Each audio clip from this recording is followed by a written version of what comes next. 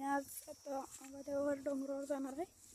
चळकादेवी हे मंदिर आहे, तिथे जाणार आहे मी. चळकादेवी मंदिरला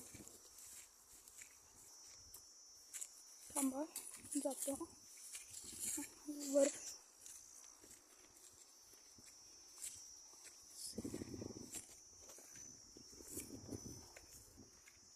आम्ही पोचलो बघा. इथं अगाई घंटी आहे, अगाई पिंड आहे, महादेवाची पिंड आहे, शंख आहे. इथं